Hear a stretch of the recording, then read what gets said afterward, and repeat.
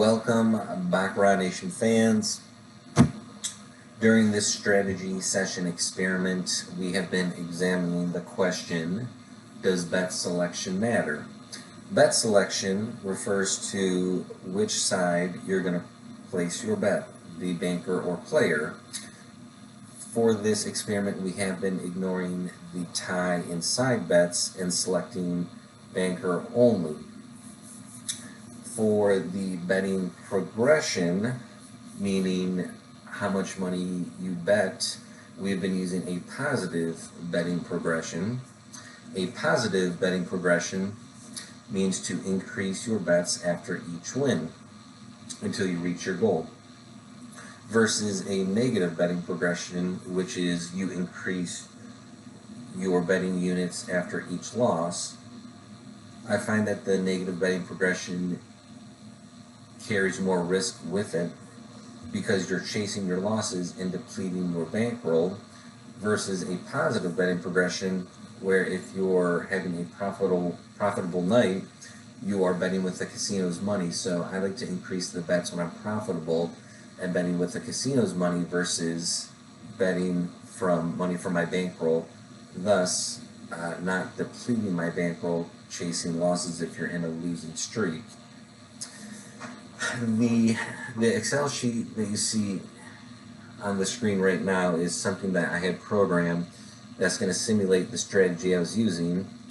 So this Excel sheet is going to save a lot of time instead of playing this strategy for many rounds to find out how profitable or not profitable the strategy is. Instead, we can program it into this Excel sheet and get the results. I'm going to walk through the variables of this Excel sheet. So right now, right here, we have our goal, which is $400. That was the goal of the first round. And $400 with our starting unit bet at 100. So that's 4 units we're trying to win on a bankroll of 10,000. Now, once I hit F9, it's going to simulate the results of this strategy, and it took 12 rounds for us to achieve our goal of winning 4 units or $400. So we are selecting banker, and the result was player. We're going to ignore this column for right now. And so we lost. So we lost $100, and our initial bankroll was 10,000, so we're down to 9,900. Now our first goal that we were trying to achieve was 1 unit, so 10,000 plus 1 unit would be 10,100. Now on the second hand, we're selecting banker again, and the result was banker. And right now we're going to ignore this column. So we had a win. So we won $100, and so our bankroll is back up to $10,000. Now our goal was 10,100, so we did not achieve our goal yet. For the third hand, we're going to select banker, and we lost. And we're going to ignore this column for right now, but it's taking the result from the previous hand.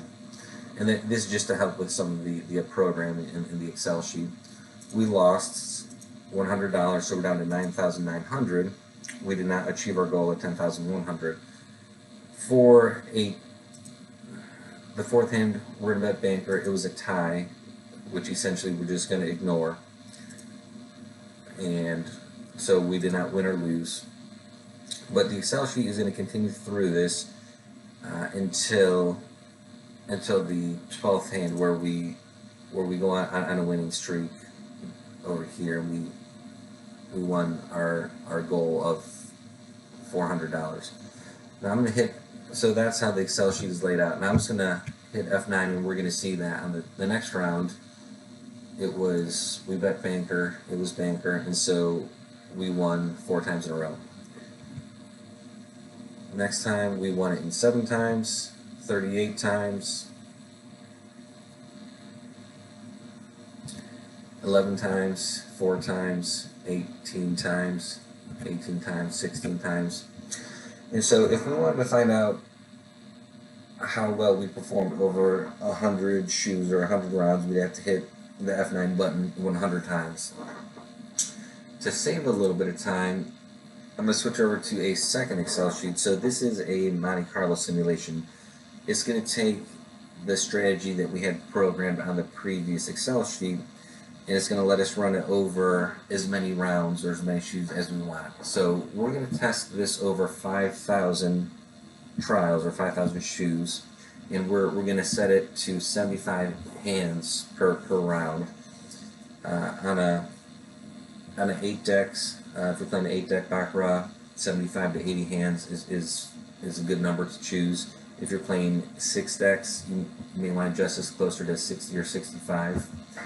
But going back up to the top variable, our goal is $400 with a $10,000 bankroll. We're betting $100 as the starting bet and the max table limit of $5,000. So now as we run the simulation, it's going to tell us how well or not well we're going to perform over 5,000 rounds of Baccarat. It is going to take a minute. It's quite a lot of calculations. So 4,718 times we're going to achieve our goal of winning $400. Now 5 times we're going to win $300, 7 times we're going to win $200, 13 times we're going to win $100, 4 times we're going to break even. And now above this is where after we're going to start to lose money. And if we go back up to the top, 6 times we're going to go bust. 12 times we're going to come pretty close to going bust. But here are the times that we won. And this chart over here shows the times that we lose. But what I'm going to show you is that we're going to find out how many times we were profitable or broke even with this strategy.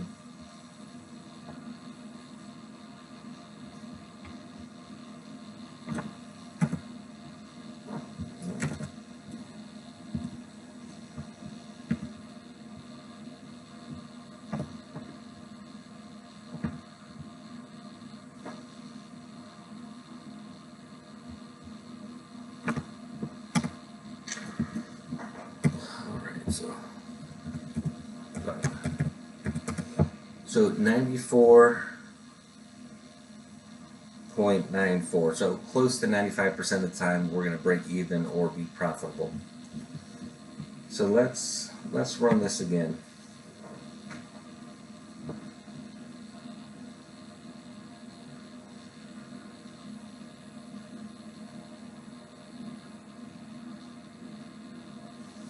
So the second time we're going to win 4,745 times.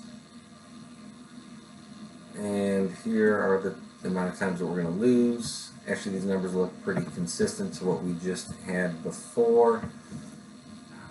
So let's change it to our second round goal of 600. Let's see how we perform if we're trying to achieve the goal of 600.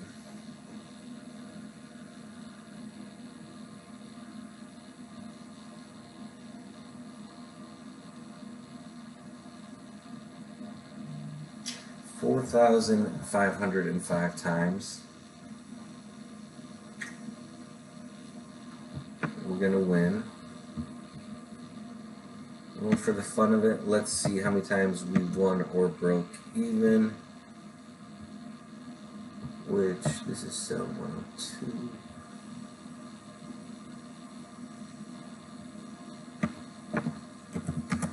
Alright, so right now we're going to check out how many times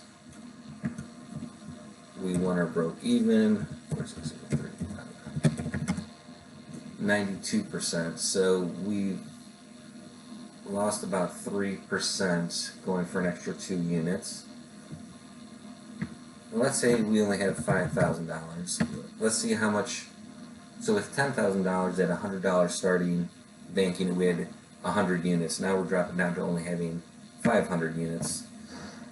Let's see how we perform with only half the amount of units.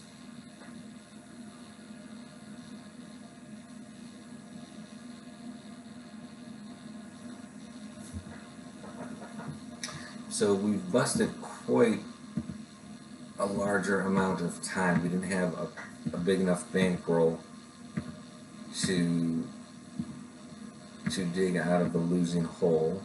So we did win quite a high percentage of the time, but the percentage of losing has dramatically increased. You know, let's go the opposite way. Instead of having 100 units, which is 10,000, let's see if we had 200 units, which is 20,000. Let's see what it does to the amount of number of times that we lose.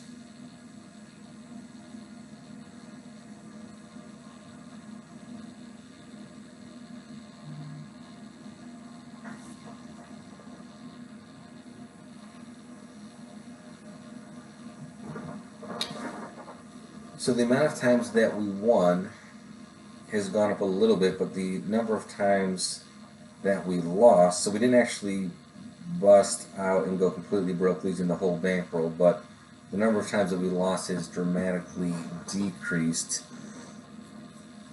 So if we take a look at bet selection, whether you're trying to follow the trend and repeat the same as the last, or bet chop, or look at various patterns on the scoreboard, I hope that this little experiment shows you that without taking into consideration any of those variables and just blindly betting banker only,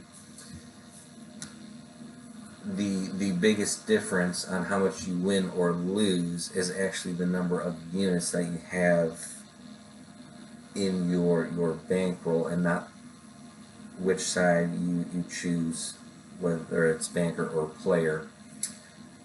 I'm going to cap the video there. We're going to end on that point, and I hope you guys learned something from this. If you have any questions or want me to simulate any strategies, please let me know. Looking forward to doing that. Thank you.